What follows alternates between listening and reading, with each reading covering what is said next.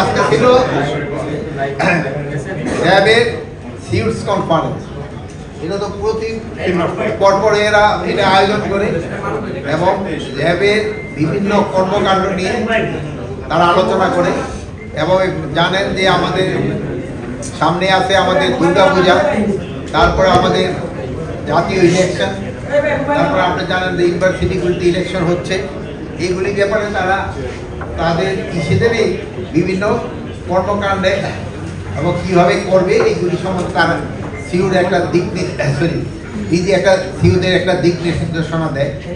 তো ওই একটা দিক নির্দেশনা অনুষ্ঠানে আমি আসছিলাম, আমি এদের সাথে কিছু কথাবার্তা হলো এইটি। তা আপনি জানেন যে 5 জুলাই আগের যে র্যাবের যে কর্মকাণ্ড ওটা কিন্তু এখন আর নাই। এখন কিন্তু এদের যে কর্মকাণ্ড সবাই কিন্তু র্যাবের কর্মকাণ্ড প্রশংসা করে। এরা খুবই ভালোভাবে এখন তারা কাজ করে যাচ্ছে। তাদের পারফরমেন্স কিন্তু অনেক ভালো, অনেক ভালো মাদক উদ্ধারের ক্ষেত্রে, মাদক দ্রব্যের ক্ষেত্রে, তারপরে তোমার হাতিয়ারের উদ্ধারের ক্ষেত্রে এবং অন্যান্য এই দুষ্কৃতিকারীদের তাদের যে বিভিন্ন অভিযানগুলি, এটা কিন্তু খুবই প্রশংসার দাবিদার। তা আমি এই জন্য এই র্যাবের অধিনায়ক এবং সবাই যে তাদের বাহিনীর সদস্যদের আমি ধন্যবাদ জানাই। রাষ্ট্রের প্রয়োজনে এইগুলি করা হয়, এটা কোনো ব্যক্তিগত কারো স্বার্থের জন্য করা হয় না, রাষ্ট্রের প্রয়োজনে এটা করা হয়। আর এটা অনেক আগে হয়তো, সবসময় হয়েছে, ভবিষ্যতে হয়তো হবে।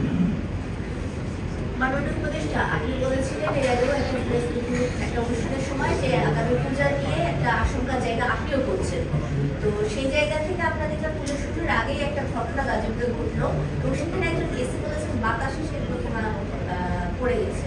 তো এই যে এই পূর্ব প্রস্তুতি পূজা কেন্দ্রিক, আপনি যেহেতু আশঙ্কা নিয়েও করছেন, এই পূর্ব প্রস্তুতি এখন হলো কি আপনি ধরেন 33,000-এর উপরে পূজা মণ্ডপ আছে।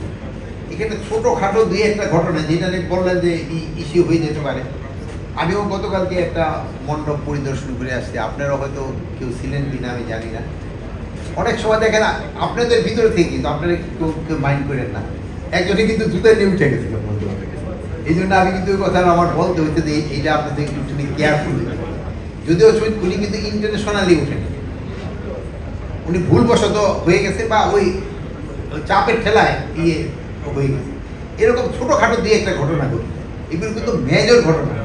আপনারা কিন্তু সবসময় কিন্তু এইটা ভালোভাবে লোকজনকে সচেতন করছেন, এই জন্য আপনাদের ধন্যবাদ। যেন এইসব যেন ঘটনা না ঘটে, এই জন্য আপনারা যদি কোনো আর্লি ইনফরমেশন থাকেন আমরা বাহিনীগুলির দিলে কিন্তু সবচেয়ে ভালো। আপনারা কিন্তু গত এই পূজাটা শান্তিপূর্ণভাবে এবং উৎসব মুখর হওয়ার জন্য কিন্তু আপনাদের একটা সবচেয়ে বড় দান, আপনাদের একটা কিন্তু বড় কন্ট্রিবিউশন রয়ে গেছে। আমি আশা করব এবার আপনারা এটা করে যাবেন।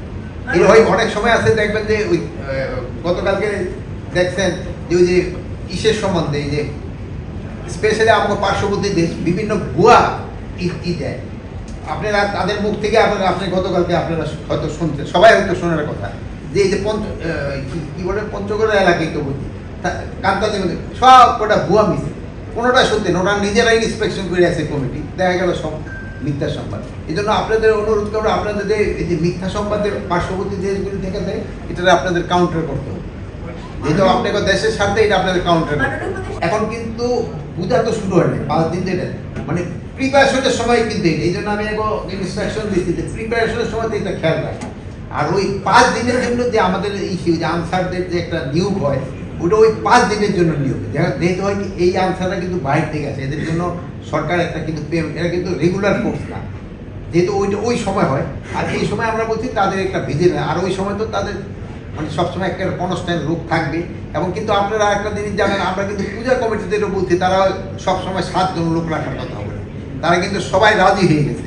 এটা কিন্তু তাদেরও একটা ল্যাপস, যেহেতু তাদের যদি লোক ওখানে না থাকে যে কোনো একটা ঘটনা ঘটে থাকে দেখতে পারে, এই জন্য তাদেরও কিন্তু লোক এখন থেকে রাখার কথা। তারা কেন রাখে না আমরা দেখব।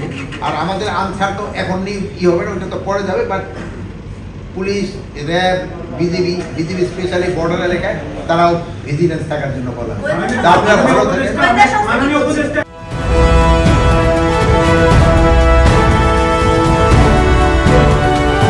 জনতা টিভি, জনগণের আয়না।